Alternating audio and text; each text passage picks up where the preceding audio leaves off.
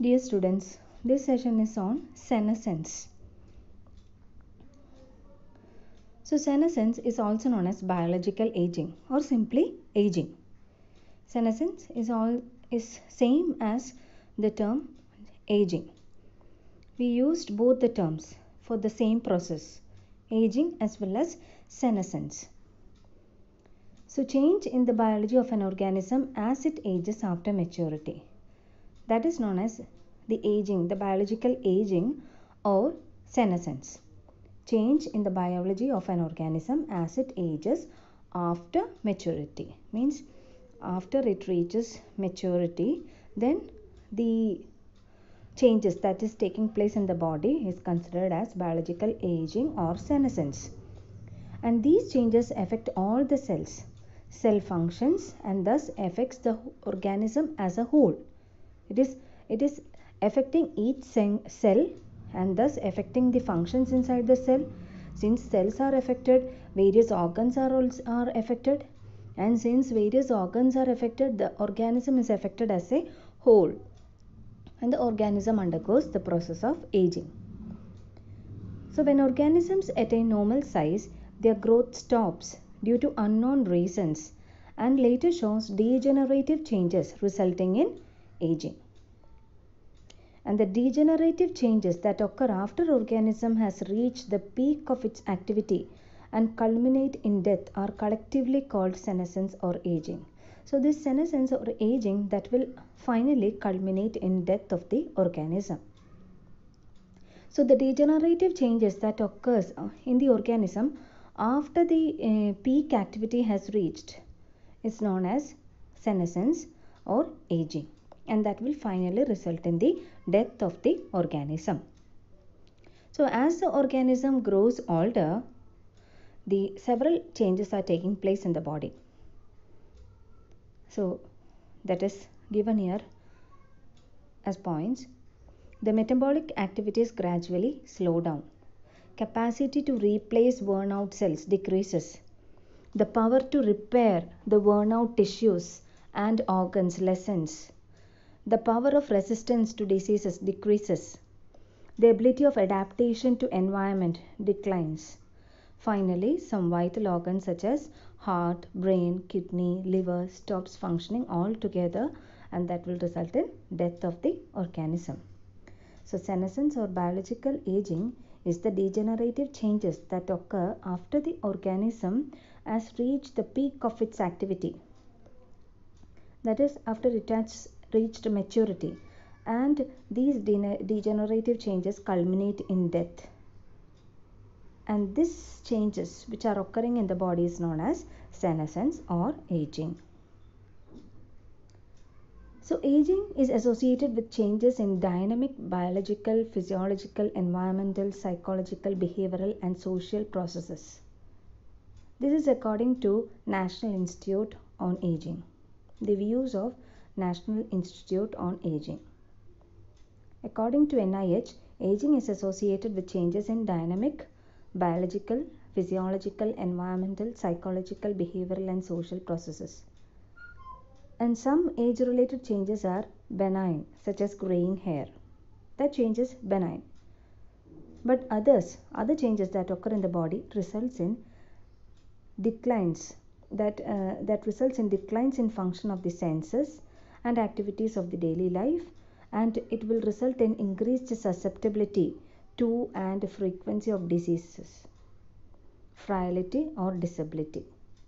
So because of that age related changes, there is an increased susceptibility to diseases, frailty and disability. In fact, advancing age is the major risk factor for a number of chronic diseases in humans.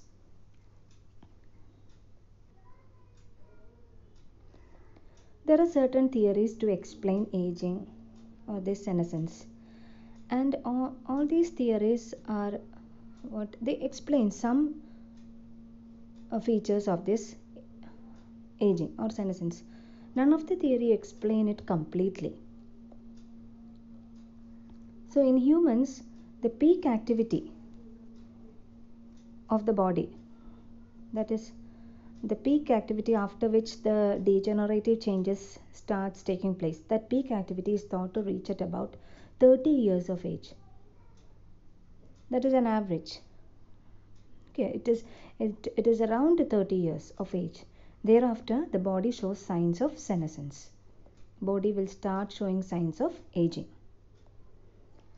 So we'll discuss now certain theories related to aging and senescence, and as I told, none of these theories fully explain the process of aging.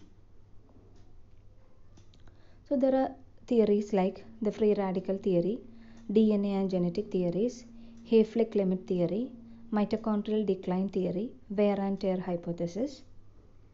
And in this particular session on senescence, we will be discussing about the free radical theory and DNA and genetic theories. So first one, the free radical theory. So what are free radicals? Free radicals are certain compounds which are produced during certain reactions, certain metabolic reactions in our body. These free radicals are produced. So about free radicals, atoms are stabilized when their shells are filled with electrons. We know all our body, the molecules in our body, it is made up of atoms. Atoms are the basic units. And these atoms are in a stable state when their shells are filled with electrons. And these electron shells consist of orbitals, each of which can hold a maximum of 2 electrons. Atoms are having electron shells and they are stable when these electron shells are filled with electrons. And what are these electron shells? They consist of orbitals where the electrons are placed. And each of these orbital can hold a maximum of 2 electrons. And atoms or molecules that have orbitals containing a single unpaired electron tend to be highly unstable, and they are known as free radicals. Okay, actually, what is the stable condition? When the electron shells, which are these orbitals, are completely filled with electrons. That is, each orbital will be having maximum of 2 electrons. But when these orbitals miss an electron, when it contains a single unpaired electron, that atom or that molecule tend to be highly unstable, and they are known as free radicals, and they are capable of reacting with adjacent molecules. And free radicals may be formed when a covalent bond is broken. In molecules, there are covalent bonds. In several compounds, there are covalent bonds. In several compounds or in several molecules, we can see covalent bonds. And these free radicals are formed when a covalent bond is broken, such that each portion keeps 1/2 of the shared electrons. So the electron will be in unpaired condition. Or they can also be formed when an atom or molecule accepts a single electron transferred during an oxidation. A single electron is accepted by an atom. In that case, in one orbital there will be only a single electron. Means it is in an unpaired condition. And that atom can also be considered as a free radical. This takes place during oxidation reduction reaction.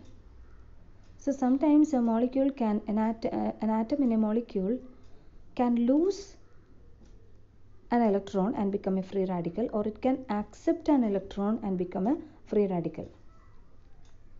For example, water can be converted into free radical when exposed to radiation from sun. Okay, so this water, some changes will occur in the molecule of water, some changes in the electrons which are placed in the orbitals, and that is converted into free radical when exposed to radiation from sun. That is an example of formation of free radicals. So in our body also, several free radicals are formed during metabolic reactions. And these free radicals are extremely reactive.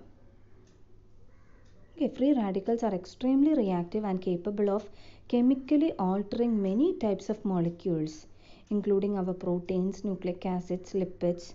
So these free radicals, which are formed during metabolic reactions inside our cell, they are capable of reacting, or they are capable of altering the chemical structure of biomolecules like proteins, nucleic acids, lipids.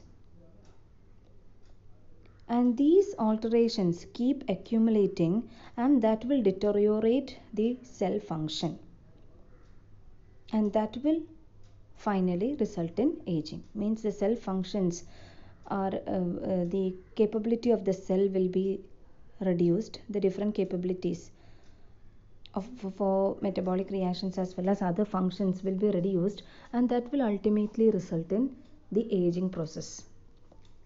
So free radicals are extremely reactive and capable of chemically altering many types of molecules, including proteins, nucleic acids, and lipids. This is illustrated by the fact that certain cells of the immune system generate free radicals within their cytoplasm as a means to kill bacteria that these immune cells have ingested. The formation of hydroxyl radicals is probably a major reason that sunlight is so damaging to the skin. So this immune system, our body, we already discussed about immune system. So this immune system generate free radicals within their cytoplasm as a means to kill bacteria which these immune cells have ingested. So that is an example of the activity of free radicals. It is capable of destroying certain molecules. That's why our immune cells are as a mechanism to destroy or kill bacteria. They are producing free radicals. Means these free radicals are capable of destroying certain biomolecules. So same thing happen inside our cells also. The free radicals which are produced like hydroxyl radicals, they are capable of reacting with other biomolecules, like important biomolecules like proteins, nucleic acids, and lipids. And once these biomolecules are the chemical nature of these biomolecules are altered, they are rendered functionless, or their capability to function will decrease, and slowly that will result in the aging of cells, and this aging of cells will finally result in the aging of the organs, and that will result in the aging of the organism as a whole. And also the formation of hydroxyl radicals is probably a major reason that sunlight is so damaging to the skin. This sunlight, the photons in the sunlight can cause the production of hydroxyl radicals on the skin. That's why we say sunlight is damaging to the skin. And these hydroxyl radicals, they can react with DNA and chemically alter the structure of DNA, producing mutations, or sometimes can produce cancer. That's why we tell the sunlight, ultraviolet radiations can cause skin cancer, because this ultraviolet radiations is having the capability to produce hydroxyl radicals on the skin cells. So the free radicals formed in the cells can react with many components of the cells, particularly with DNA. DNA may be subjected to destructive damages. Its capacity to correct error during replication decreases. These alterations in DNA can lead to defective functioning of the genes, and this leads to gradual cellular deterioration. And when cellular deterioration occurs, that will result in the deterioration of the organ as a whole, or the tissue. It will deteriorate the tissue. Then when the tissues are degenerated, or when its function is decreased, the function of the organs are decreased, and that will result in the that will negatively affect the organism as a whole, and this is the aging process. This is part of the aging process. Then another theory is DNA and genetic theory. So we all have a unique genetic code. Our genetic code differs from individual to individual. That's why we say we have a unique genetic code. Our physical and mental functioning are controlled by this unique code, and thus each one of us are unique. There is also the influence of this genetic code in the rate at which one ages. Okay, we are all having a unique genetic code, and there is also an influence of this genetic code in the rate at which one ages. And our biological clock is determined by the genes present in the genetic code, and each one of us are unique in our when talking about the genetic code. Since our genetic codes are unique, we are also unique.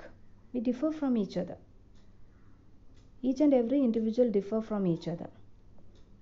And there is also there also exist minor changes in the rate of aging from individual to individual. This is because of the unique genetic code present in each individual. So our biological clock is determined by the genes present in the genetic code. In turn, there are slight changes in the rate at which each person ages. So there is difference at the rate at which the person ages. Means between individuals, the rate at which one ages, that will change. Slight changes will be there. Generally, all individuals belonging to a species will have more or less the same lifespan. The lifespan will be more or less the same, but then also there will be a range. A range is there. And individuals will be differing from in this range. They will be differing in this range. There will be a range for the lifespan.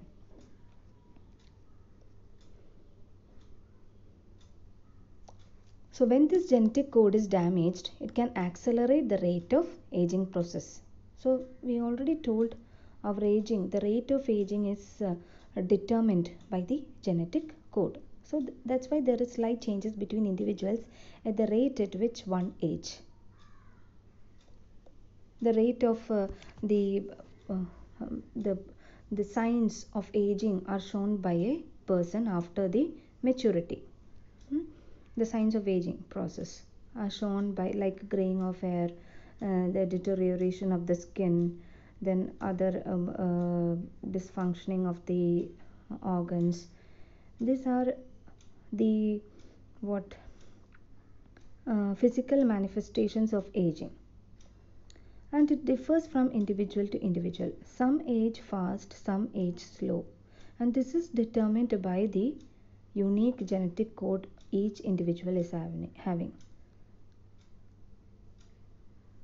And when this genetic code is damaged, it can accelerate the rate of aging process.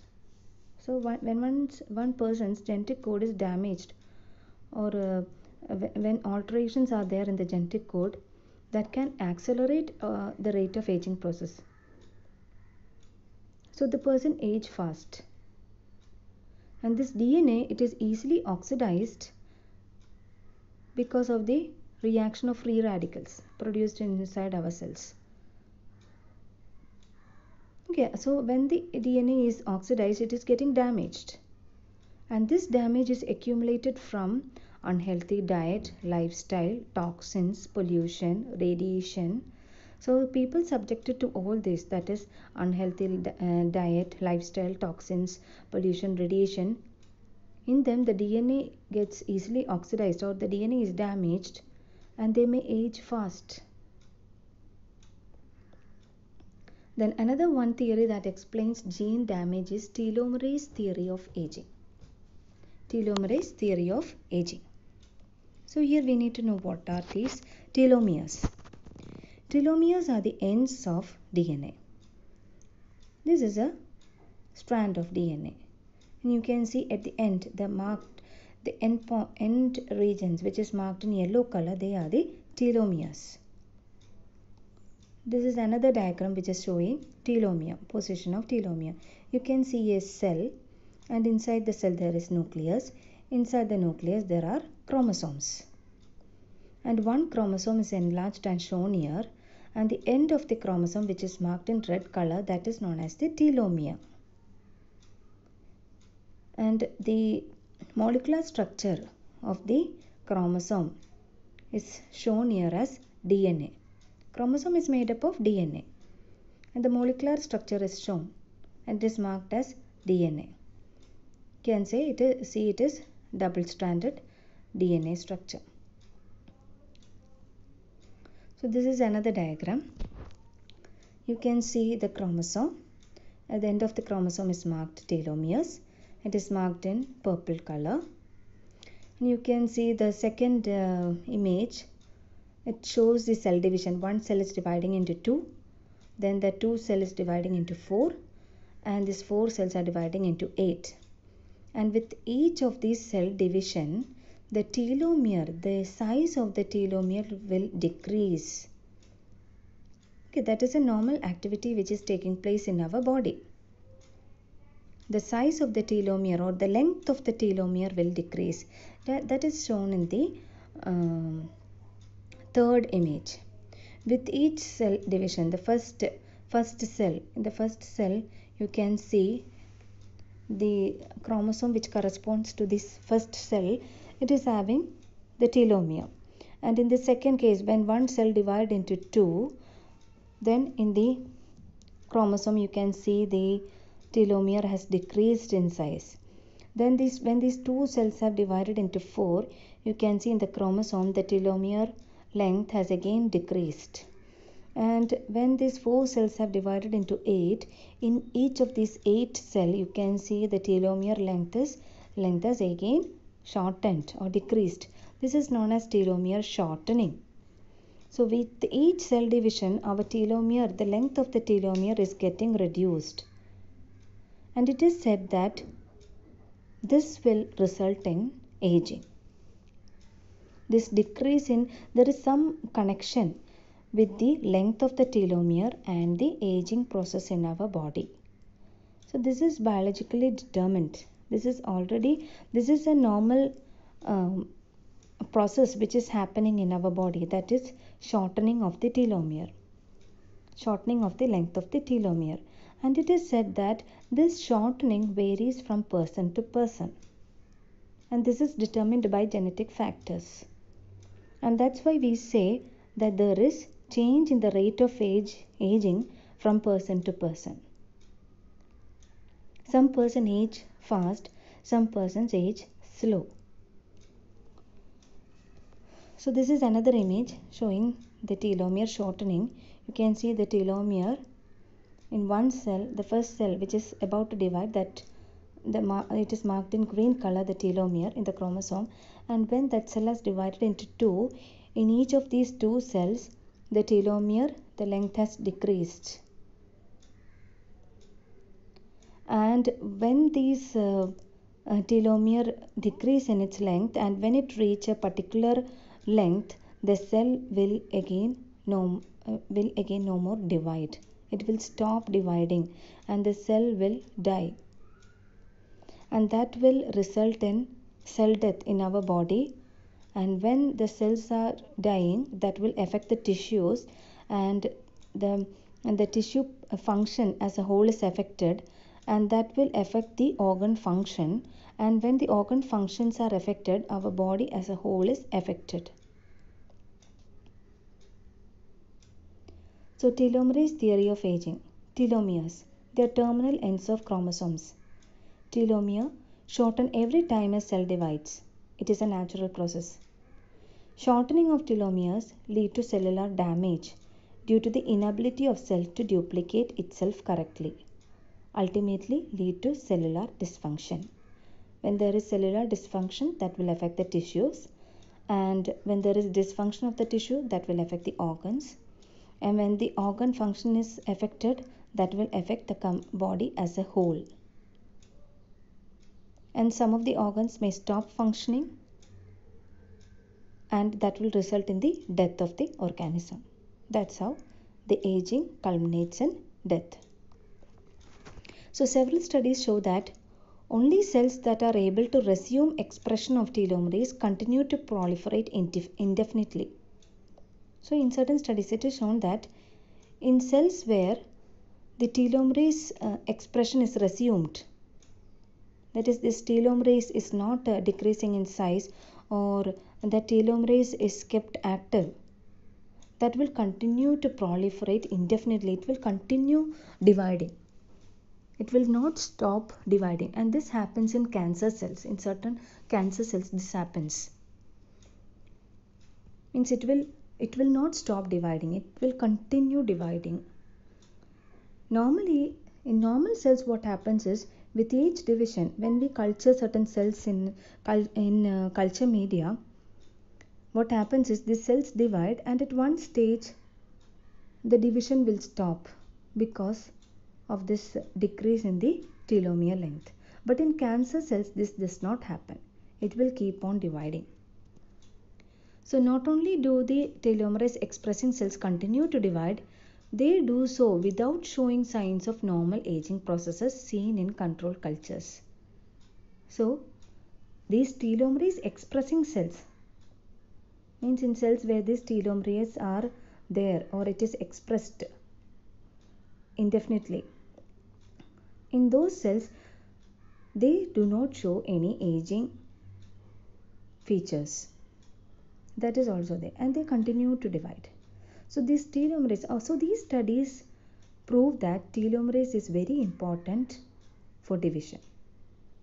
And when the expression of telomerase decreases, or when the length of the telomerase decrease, the expression will decrease, and that will result in the aging of the cell. Okay, so thus we can expect telomere shortening to be a major factor in normal human aging. A large body of research supports this proposal. In fact, some biologists describe telomere length as a type of longevity clock, providing a measure of how rapidly a particular individual is aging biologically rather than just chronologically. Our age may be sometimes this, I can explain this a little bit by telling an example. That is, when we take individuals of the same age, like 60 years, the two individuals we are taking of the same age, that is 60 years, individual A and individual B. But when we look at the features of the individual A may be looking younger, and individual B may be looking more old, and he may be having physical disabilities also as part of aging process.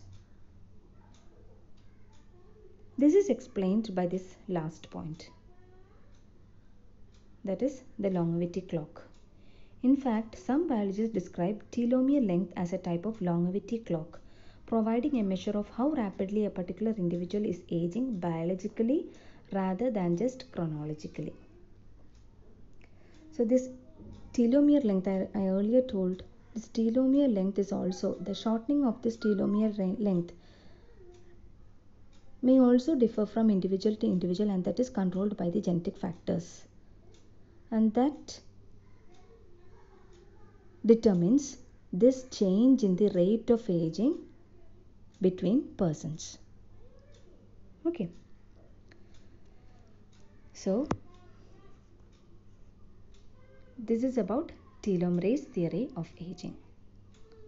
Telomere shortening can be considered as one major factor in normal aging process in human beings. Okay, so this session I am closing with this. For this session, the other theories will be discussed in the next session. Thank you for your patient listening.